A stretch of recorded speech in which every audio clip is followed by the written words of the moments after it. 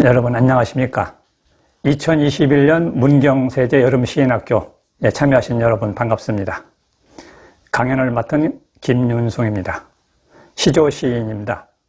제가 오늘 말씀드리고자 하는 것은 우리가 보통 어떤 사람을 알거나 어떤 지역을 알 때 그 지역에 참여하면 그 지역이라든가 그 사람에 대해서 좀 많이 알고 싶어 하는 것이 인지상정입니다. 그 학자의 욕구고. 그래서 저도 문경에서 해마다 문경세제 여름시인학교를 참여하기 때문에 문경 지역에 대해서 좀 연구하고 문경 출신의 인물들이 누가 있는가 연구를 하고 대해서 관심이 많았었는데 찾다 보니까는 태촌 고상한이라는 분이 제가 살고 있는 지리산 함양하고 연관되는 분입니다.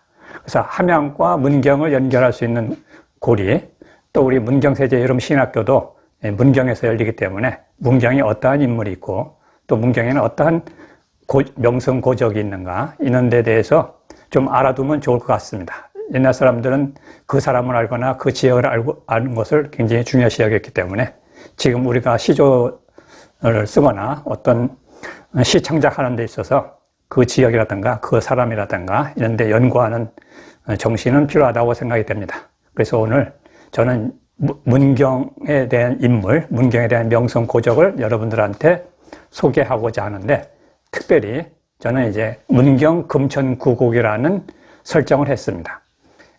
구곡이라는 게 뭐냐 하면 이제 강물이 흘러가면은 9개의 굽이치게 됩니다. 그러면 그 굽이마다 1곡, 2곡, 3곡, 4곡, 5곡, 6곡, 7곡, 8곡, 9곡 해서 9굽이를 설정합니다. 왜 9이냐 하면 옛날 사람들은 다 9이 최고의 성수기 때문에 그 다음부터는 이제 10부터는 이제 성수로서 끝나서 9을 최고의 숫자로 여깁니다. 그래서 9곡을 설정하거나 뭐 이런 것을 중시합니다. 그래서 9곡의 시조는 이제 무의 9곡이라고 주자께서 읊으신 무의산 9곡을 읊었는데 거기 서시까지 포함해서 10수입니다. 이게 한시로 지어져 있기 때문에 대개 7원절구로 많이 이루어져 있는데 그래서 주자의 9곡을 본따가지고 조선시대 때 무수한 9곡시가 창작이 됐는데 그 중에서도 또 이 문경은 또 특별합니다. 문경은 아마 한국에서 가장 많은 9곡을 설정하고 9곡 한시를 창작한 동네라고 소문이 났습니다. 그런데 저도 문경의 9곡을 이제 찾아보니까 제가 많은 옛선인들이 이제 9곡을 읊었는데 그 중에서도 금천 지역에서 9곡이 많이 설정됐습니다. 청대 9곡이니 송문 9곡이니. 그래서 저도 이제 한시를 한번 창작해 볼까 했는데 한시 창작하는 데는 좀 시간이 부족하고 또 깊은 사색 끝에 창작이 되는 거기 때문에 그래서 저는 제가 본업으로 하고 있는 시조로서 한번 먼저 읊어봤습니다. 근데 이제 시조로서 9곡을 읊으신 우리 조상들이 있죠. 가장 유명하신 태계율곡. 태계 선생은 도산 9곡을 읊으시고 율곡 선생은 해주의 석담 9곡, 고산 9곡가를 읊으셨습니다. 그분들이 시조를 통해서 자기 성리학 사상을 담아서 대중들한테 널리 알리고 교화하는 목적을 뒀습니다. 옛날 사람들은 문학적 성취 못지않게 대중들의 교화성을 중시했기 때문에 시조로서 대중교화를 힘쓰셨습니다. 저는 지금 와서 하나의 예술 작품으로서 문경 금천구곡이라는 시조를 읊고 동시에 또 이것을 우리 조상들의 전통을 잇고 현대에서도 시조로서 충분히 금천구곡이니 하는 구곡 시 분야의 창작 분야의 하나의 좋은 선례가 되리라고 생각이 됩니다. 그래서 문경 금천구곡을 읊었는데 지금 이 9개의 동네가 전부 다 문경에 있습니다. 근데 옛날 사람들은 물이 굽어치는 9곡을 위주로 했는데 저는 경관 위주로 9개의 경관을 설정했습니다. 이 경관은 주로 다 인문학적 경관이 중시되는 거고 자연만이 아니고 그래서 인문학적 9곡으로서 시조를 창작했는데 그 중에 한 군데가 이제 청원정이라고 지금의 예천군 용궁면에 있습니다.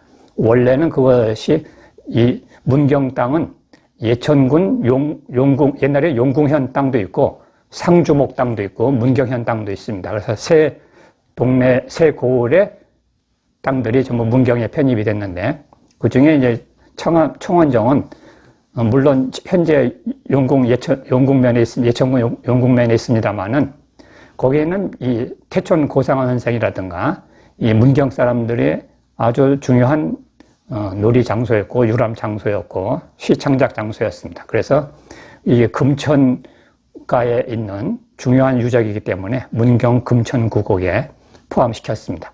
그래서 이 태촌 고상원 선생을 먼저 말씀을 드리면은 여기 용궁, 옛날에는 예천군 현재 용궁면, 옛날에는 용궁현이라는 독립행정기관이었습니다. 용궁현 출신이고, 근데 태어나기는 용궁에서 태어나셨고, 또 사시기는 나중에 상주모의 땅인 돈달산, 지금의 문창고등학교에 있는 그 지역, 그 흥덕동에 있는 그쪽 지역에 사시다가 돌아가신 다음에는 이제 세상이 변해서 대한민국 시대에는 문경시가 되고, 문경군이 되고, 문경시가 됐습니다. 그래서 문경 사람이고, 문경에서 가장 중요한 인물이 됐죠. 이 문경 지역에 정착한 그 개성 고시들, 이분들이 아주 문경 지역에서 번성했는데, 벌려한 문벌인데, 선화를 여신 분이 바로 태촌 고상원 선생이 그 중에 한 분입니다. 그 태촌 고상원 선생을 위시해서 개성고시들이 훌륭한 인물들, 학자들 많이 냈고, 그 중에서도 특히 가장 유명하신 분이 고병익 선생이라고 서울대 총장 하시고, 대단한 동양사 분야의 최고의 권위자이신 고병익 박사, 이분이 이제 문경 출신으로서 개성고시 집안에 걸출한 인물입니다.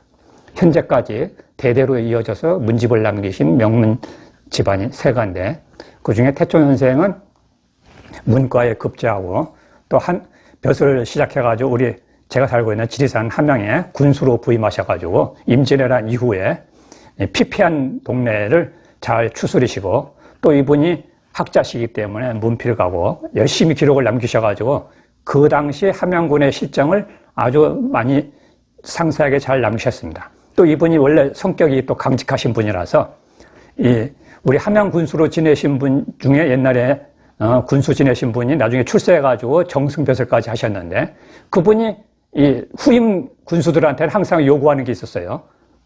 요새 말로 하면은 좀 약간 과도한 선물이 있겠는데, 함양에서 얘도 옛날에 그 남강으로 거슬러 와서 은어가 발달했습니다. 그래서 은어를 잡아서 이 양반이 함양 군수 시절에 맛있게 먹었는데, 서울에 간 다음에 벼슬에서 정승까지 올라가신 분이 맨날 함양 군수한테 은어 좀 잡아서 보내라. 그 옛날에 그 싱싱한 은어 잡아 보내면 얼마나 힘들겠어요. 그런데 잡아서 보내라니까 다 후임 군수들이 정승이 보내라는데 찍소리 못하고 다 잡아서 보냈는데, 이 태촌 고상원 선생은 아주 강직하신 분입니다. 그러니까 이 양반이 편지를 써서 답장을 했는데 뭐라고 그랬냐면, 옛날에 군수하신 양반이 있어가지고 그 양반이 싹 잡아먹어가지고 지금 은어가 한 마리도 없습니다. 이렇게 보냈어요. 그러니까 이 정승분이 괘씸하지만은 어쩔 것이에요? 괘씸죄 처벌할 수도 없는 거, 후임이 또 올바른 소리를 했는데, 그럼 내가 다 잡아먹어서 없는 모양이다 하고 포기하고 말았죠. 그만큼 이제 강직하신 성격이었다는 것을 알 수 있습니다. 그 이분이 또 처음 벼슬하신 데가 이제 용궁 현감이었는데, 거기에다가 또 이 백성들을 위해서 수정보라고 보를 쌓아가지고 백성들이 농사를 짓는데 아주 편리하게 했습니다. 조선 후기에 오면은 우리 함양 군수도 지내고 고부 군수를 지낸 조병갑이라는 분이 계신데, 이 양반이 분이라고 하기도 과도하신 분인데, 탐관오리의 상징하니. 근데 이분은 고부에 가가지고 만석보를 세워가지고 그 보 세우는 비용까지 백성들한테 수탈해가지고 결국 농민 항쟁이 일어나게 된 것입니다. 그런데 이분은 만석보를 세워서 돈을 백성들한테 뜯어가지고 항쟁을 부를 정도로 탐관오리 노릇을 했는데, 이 태촌 고상원 선생은 현감을 지내시면서 수정보를 잘 쌓아가지고 백성들한테 농사 관계에 도움되게 하시는 어진 정치를 편 거죠. 그러니까 이 선비로서 올바로 정신이 박힌 사람들은 백성들을 위해서 자기 헌신적으로 일을 잘하고, 그렇지 않고 오로지 돈만 탐하는 벼슬아치가 되면은 백성들한테 원성을 사고 또 봉기를 일으키는 그런 나쁜 선례가 됩니다. 그래서 청백리와 탐관오리의 차이점은 뭐냐? 바로 이제 선비다운 마음 정신이죠. 옛날 그 선비다운 마음 정신이 태촌 고상원 선생을 보면서 우리가 느끼게 됩니다. 그래서 이제 이것은 다 서론이고요. 태촌 고상원 선생이 이제 제가 문경 금천국을 읊었는데, 그건 대부분 다 태촌 고상원 선생하고 다 밀접한 관계가 있습니다. 이분이 그러니까 이쪽 문경 현재의 산양면, 산북면 이 일대에 이 태촌 고상한 선생의 자취가 굉장히 많이 남아 있습니다. 또 원래 개성고시들의 자취 있는 지역이고, 그래서 이분의 태촌 고상한 선생을 중심으로 해가지고 9개의 시조, 그 다음에 한 수의 시조를 지어서 열수로 읊었습니다. 그래서 문경 금천국이라 했는데, 그래서 이 첫 번째는 이제 서시 분야로서, 서시라는 것은 옛날에 9개 구곡을 시로 읊을 때 그 전체적인 개괄적이고 총괄적이고 그런 개념을 나타내는 것이 서시 시조입니다. 그래서 서문에 해당되는 부분인데, 그 제1수 서시를 좀 보겠습니다. 나라 땅도 시대 따라 임자가 달라지네. 지금은 금천이라 금수강산 뜻이려니. 사면볼 씻어내린 물 발언지도 성스럽네. 이 서시는 이 문경 금천 구곡의 발원지가 여러 군데가 있습니다만 그 중에서도 특히 공덕산, 옛날 신라시대 때는 사불산이라고 그랬는데 그 시대는 상주 땅이었습니다. 그래서 지금 그 김용사의 입구에 가보면은 거기에는 이제 상주 목사 이수보의 백세 불망들이 있는데, 그렇듯이 상주목이 관할이기 때문에 상주 목사들이 시찰을 오면은 그분이 이제 어떤 은혜로운 조치를 내리면은 그걸 불망비, 그 은덕을 잊지 못한다는 불망비를 세워주기도 했습니다. 그래서 상주 목사 이수보의 불망비가 있듯이 이 사면볼, 공덕산, 대승사, 김용사, 이거 옛날에는 다 상주목 땅이었습니다. 그래서 그 시대에는 이제 예천군 용궁현이었다가 또 상주목이었다가 지금은 이제 문경시가 됐습니다. 그래서 나라 땅도 신라시대 때, 고려시대, 조선시대 때 다 임자가 달라집니다. 근데 그 금천이란 뜻도 비단금자입니다. 비단내. 그 우리말로 하면 김내라 하겠죠. 김이 비단이니까. 그러니까 금수강산 뜻입니다. 그런데 이제 이 금천이 되려고 하면은 공덕산 꼭대기 사불산 꼭대기에는 사면불이라는 신라 진흥왕 때 땅에서 솟구친 커다란 바위에 사방에 부처님을 새긴 사면불이 있습니다. 그러니까 하늘에서 비를 내려서 그 사면불을 씻어내린 물이 금천까지 흘러내리는 거니까, 금천의 발원지니까. 그 금천이라는 물 자체는 금수강산이라는 멋있는 뜻도 있지만 동시에 성스러운 물이기도 합니다. 만약에 우리가 인도의 겐지스 강처럼 그런 인도의 그 힌두이즘이 있다 그러면은 우리나라 사람들도 이 금천에 와가지고 모욕하면서 성부를 기원하는 그런 성스러운 샘물이 될 수도 있는, 냇물이 될 수도 있는 것이었습니다. 그래서 이런 사면볼 씻어내린 물이라는 것은 이제 금천의 발원지를 소개한 것입니다. 그 다음에 이제 태촌 고상한 선생이 태어나시고 사시던 집이 제1수가 이제 태촌 6호를 금천구곡의 제일 첫 번째로 삼았습니다. 태촌 선생은 날 때는 용궁 사람, 살아서는 상주 사람, 수백 년 뒤 문경 사람, 함양원님 예서변에 함양 군수를 지내서 제가 여기서 뵙는다고 했습니다. 사람은 큰 사람인데 모신서원 없다니, 이것은 좀 아쉬운 점이 있는 것이 문경 땅, 옛날에 상주 땅에도 다 이 태촌 선생이 여기서 사시다가 돌아가셨는데도 불구하고 태촌 선생을 모시는 서원이 없습니다. 물론 작은 사당은 있습니다만은 이쪽에 제일 큰 서원은 근암서원인데, 근암서원에는 7분의 현인이 모셔져 있는데 태촌 고상한도 그 7분의 현인 못지 않은데 왜 모셔지지 않는지 좀 아쉬운 면이 있습니다. 그 다음에 이제 두 번째가 바로 아까 말씀드린 청원장인데요. 척약제 색인보각 고려 역사 뚜렷하고 전시 금시 이어받고 서천서원 예스럽네. 태촌이 놀던 정자에 시 읊으며 올라보네. 이 청원장이라는 데는 원래 고려시대 때 국파 전원발 선생이 창건해서 즐기시던 정자인데 그분의 고려시대 때 친구지간인 척약제 김구영 선생이 와서 청원장이라는 커다란 바위에다가 글씨를 새겨놨습니다. 그 척약제라는, 그 청원장이라는 글씨는 지금도 잘 남아 있습니다. 그러니까 이것은 고려시대 때 새긴 거기 때문에 고려 역사가 뚜렷한 것이죠. 또 이 국파 정원바 선생이 또 자기 사위 집안한테 금씨들한테 물려줘가지고 이 청원 정자가 이어지다가 나중에 다시 전씨들이 받았습니다만, 그래서 거기에다가 전씨들 국파 선생을 모시는 소천서원을 세웠습니다. 그래서 대원군 때 해철됐다 다시 복원했는데, 근데 이 청원장이라는 데는 바로 태촌 선생이 돌던 정자입니다. 이분이 청원정을 읊은 한 시도 남아 있습니다. 그래서 청원정을 소개했고요. 이 청원정에서 조금 올라가면은 세 번째가 이제 농청대라는 데인데 이것은 이제 조선 후기로 딱 넘어옵니다. 조선 전 고려 시대 때 청원정에서 조선 후기 농청대로 제3수 농청대, 능청술에 올라선의 청대 선생 농청대, 정자로 우뚝 서서 찾는 객을 반기네, 도학을 힘쓰는 한편 덕성 함양 딱 맞네. 이 농청대라는 데는 청대 권성일 선생이라고 조선 후기에 아주 걸출한 학자가 이 문경 땅에 태어났는데 이분이 정자를 짓고 정사를 짓고 학문을 수양하면서 제자들을 기르고 즐기던 곳입니다.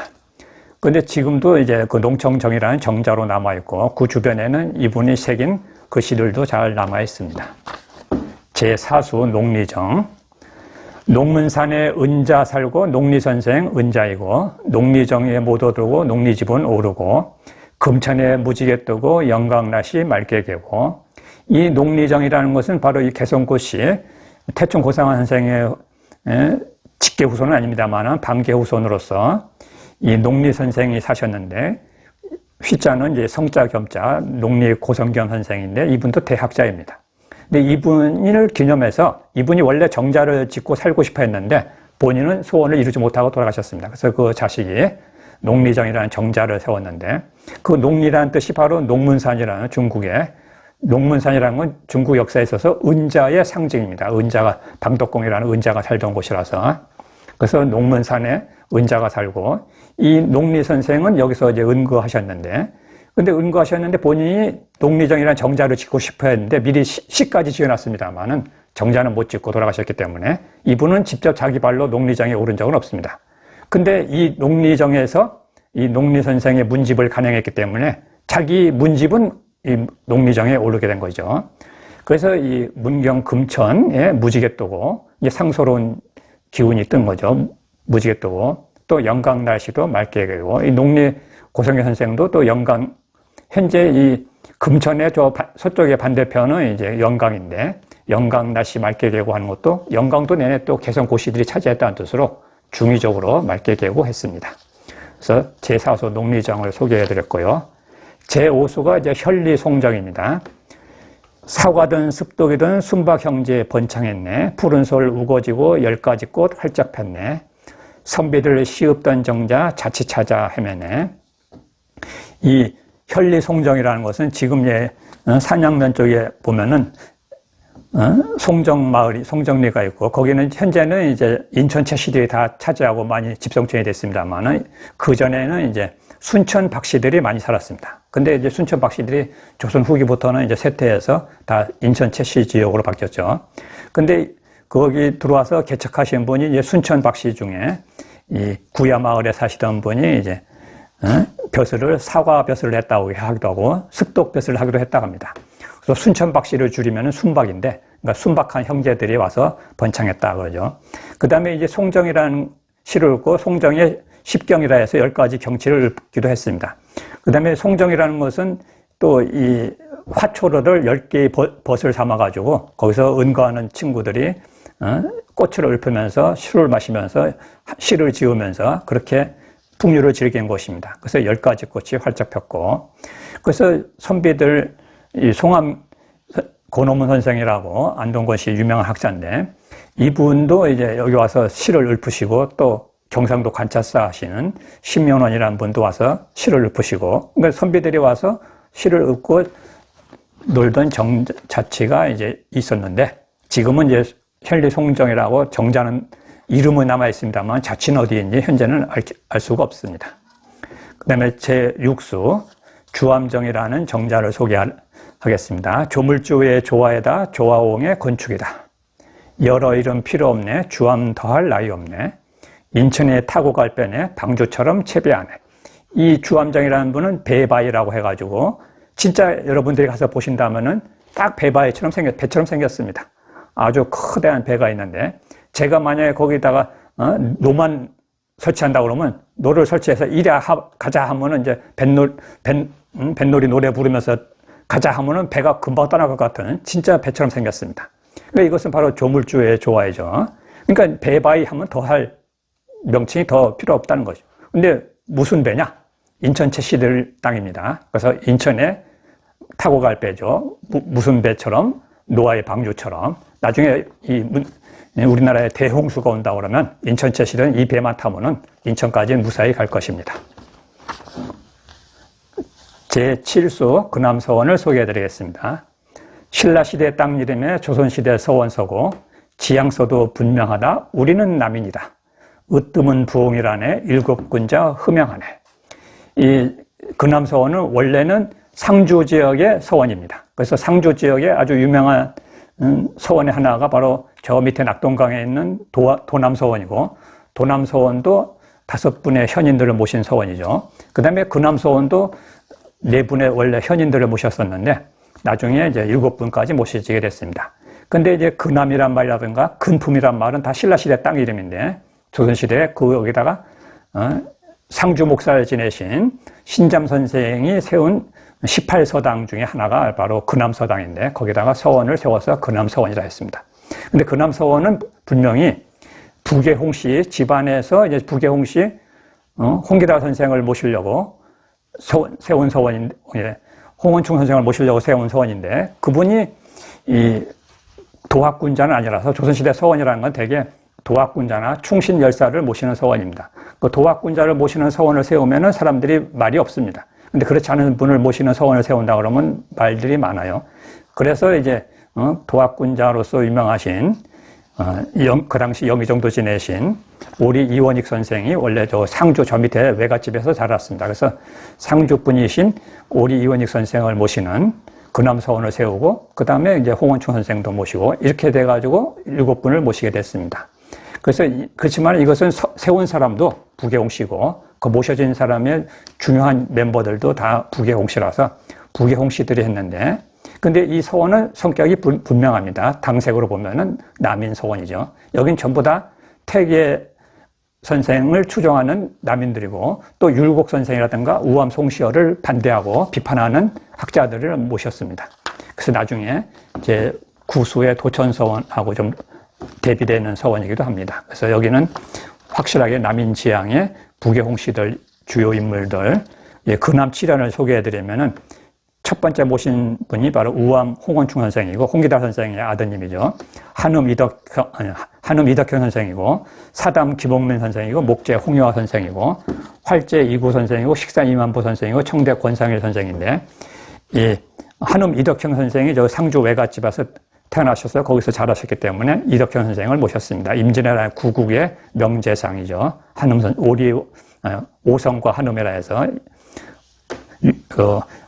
풍류로서 유명한 한음 이덕현 선생입니다. 사담 김옥민 선생이라든가 활재 이구라든가 이분들은 다 율곡 선생을 비판하고 우암 송시환 선생을 비판한 정통 남인 학자들입니다. 그래서 이분들의 성격으로는 남인 서원이죠. 그래서 제8수 정우정을 소개해드리겠습니다. 탐스러운 모란꽃은 탐욕스러운 인간 손때 진흙밭 노란 연꽃 막디 맑은 심상이네. 정자의 다정한 벗들 군자다운 풍모네. 모란꽃이라는 것은 부귀화입니다. 부귀지화. 그래서 당나라 시대 때는 모란꽃을 되게 많이 그렸어요. 사람들이 모란꽃을 좋아했습니다. 왜? 부귀의 상징이기 때문에. 그래서 모란꽃을 그려서 선물하는 것이 최고의 좋은 선물이었습니다. 그것은 부귀를 염원하는 것이기 때문에. 근데 연꽃이라는 것은 진흙밭 같이 흙탕물의 속에서 자라나면서도 아주 말띠마다는 꽃을 피고 그 꽃을 피운다는 것은 말띠마다는 심상을 상징하는 것입니다. 그렇기 때문에 정우정이라는 정자에 모여서 모이신 분들이 다 군자다운 풍류학자들이 모여서 이제 정자에서 유람을 했습니다. 근데 그 정우정이라는 정자를 세우신 분은 이제 황시간이라는 분인데 칠봉 선생, 이분은 옛날에 상주 땅이 상산이라 별칭했는데 상산사오라고 중국의 유명한 고사가 있는데 상산에 응거한 4명의 현인이 바로 상산사오입니다. 백발이 성승하신 분들. 그래서 상산사오의 한 분에 들어가시는 분이 칠봉 황시관 선생인데 이분이 사시던 저택이 지금 문경 장수황씨 고택으로 종갓집으로 문화재로 지정돼서 남아 있습니다. 또 거기에 심은 탱자나무는 500년 된 탱자나무인데 굉장히 거창하고 푸짐하게 생겨가지고 지금 천연기념물로 지정되어 있습니다. 그래서 이 정우정이라는 정자는 지금 현재 허물어져서 없습니다만 그 종갓집에 정우정이라는 현판을 붙였는데 이것도 또 10년 전에 분실돼가지고 정우정이라는 현판은 남아있지 않고 대신 도천유거라는 그 다른 현판이 붙어 있습니다. 그래서 태촌 고상환 선생이 이 정우정에 대해서 시도 읊어서 남긴 것이 지금 문집에 남아 있습니다. 제9수 도천사를 소개해 드리겠습니다. 도학군자 사는 내과 사면초가 초가선비 대연을 비호하다 도에서 쫓겨났네. 만년에 은거한 헌원장부 사당에서 보답받네. 이 도천사는 앞에 소개되는 근암서원과 정반대의 서원입니다. 근암서원은 남인들의 서원이고 도천사는 바로 노론들의 서원입니다. 여기 서세 동점이라 해가지고 서쪽의 노론 세력이 동쪽의 경상도까지 지금 말로 표현하면 침투했는데 서세 동점이라고 서쪽의 세력이 동쪽으로 점점 침투해 들어왔다. 그런데 그것이 바로 옛날의 상주, 지금의 문경 지역에도 남인들만 있는 것이 아니라 우암 송시열 선생을 추정하는 노론 세력들도, 노론 학자들도 이쪽 상주 지역에 생기게 되겠습니다. 그 중에 한 분이 바로 이제 정우정 주인 7번 황시환 선생의 손자 되시는 분부터 황상중이라고 거기서부터 이제 노론 세력으로 바뀌게 됐습니다. 그래서 여기서는 주로 노론 학자들이 모여서 공부하고 풍류를 즐기고 서로 오고 가면서 쳐다보지도 않는 옛날에는 당색이 아주 심했습니다.